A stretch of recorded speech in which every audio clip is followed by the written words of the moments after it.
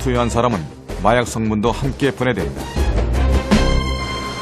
이제 아까처럼 그렇게 한 다음에 그다음에 이제 추출하는 조작들을 쭉 거치고 난 다음에 그 물질의 분자량을 찍어요.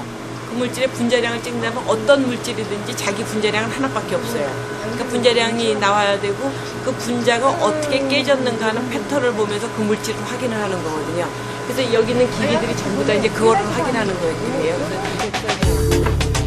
국과수 마약 분석관은 모발에 들어있는 1조분의 1g 마약 성분도 검출해낸다. 그 모발에서 실험했잖아요. 네, 모발에서 실험한 거에서 보면은 여기 이제 나오는 거예요. 그래서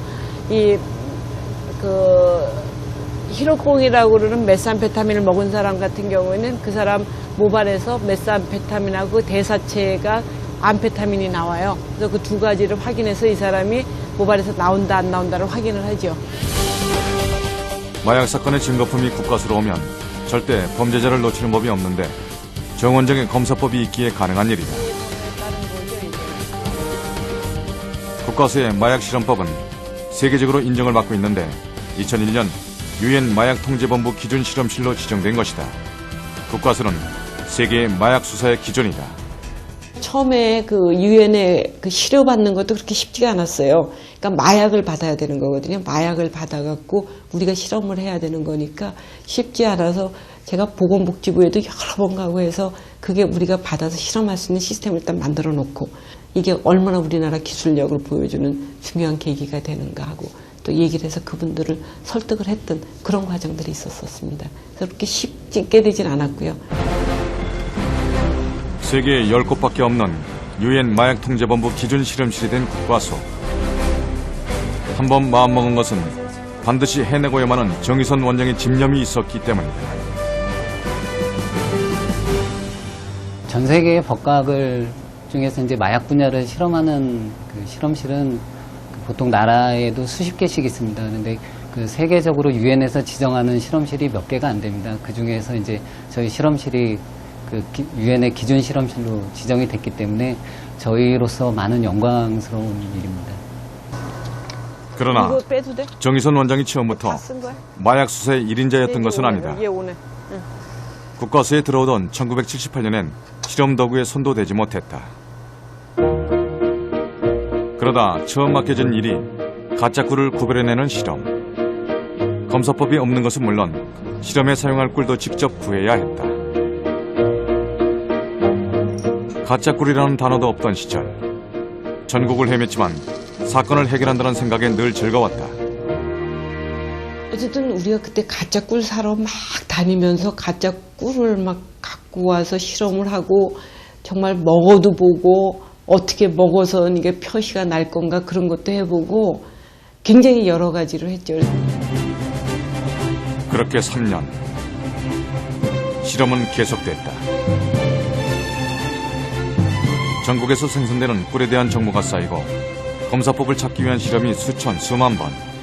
그러던 중 결국 국내 최초로 가짜 꿀 업자를 잡게 되었다.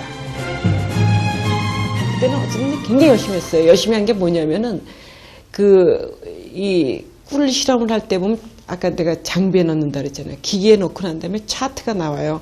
그 차트가 나면 차트에 하나하나 다 써갖고 그 차트가 뭐 이렇게 쌓였었죠. 그 꿀 하나에 한 장이 나오는 게 뭐 이렇게 쌓일 정도로 했으니까 굉장히 많이 한 거죠. 전공을 마약으로 바꿔 마약 수사에 열을 올리던 1991년 의문사한 사체들이 국과수로 밀려들어왔다. 국과스러운 사체들이 말하는 것은 단 하나. 아무도 상상하지 못했던 약품이었다. 사실 그때 참 안타까웠던 게 그 사망했던 사망자들의 나이가 평균 연령이 21살이라면 열 몇 살부터 20살 초반이라는 거거든요. 흔히 사용하는 약이 청년들을 죽음으로 이끌고 있었다. 정 원장은 과학자로서 진실을 밝히고 싶었다. 평범한 약물이거든요. 그래서 평범한 약물이고 우리가 치료 약물 농도만 쓰면 아무 문제가 없어요. 근데 이게 그렇지가 않고 이 약물을 과량으로 복용을 하는 거죠. 약의 위험성을 밝혀내긴 했지만 끝이 아니었다. 중요한 건 금지 약품으로 지정하는 일. 끝이 없는 실험을 하고 국제학술지에 관련 논문을 발표했다.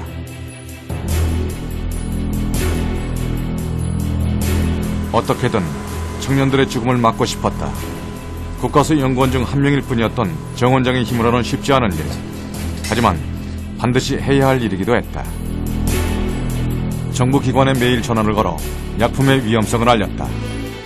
국가에서 책임을 져줘야 된다는 거죠. 국민들의 보건에 관계되고 국민의 안전에 관계되는 거니까 이거에 대해서는 관심을 가져야 되니까 거기 계속 저희가 얘기도 하고 발표도 하고 그래서 이거를 우리가 정말 좀 막아야 된다는 거를 계속 피력을 했었죠. 1995년 9월 청년들을 죽음으로 이끈 약은 결국 판매 금지가 되었다. 정 원장 특유의 집념이 이끈 결과였다. 저희 같은 경우에는 아예 그냥 문헌도 없고 그냥 모르는 건 모른다 뭐 이런 식으로 저희는 그냥 이제 넘어가려고 하는데 그걸 이제 끝까지 대사체도 규명을 하시고 굉장히 이렇게 집념이 강하신 것 같아요. 그렇게 마약 수사의 1인자로 올라서던 어느 날 국가수에 사치 항구가 들어왔다.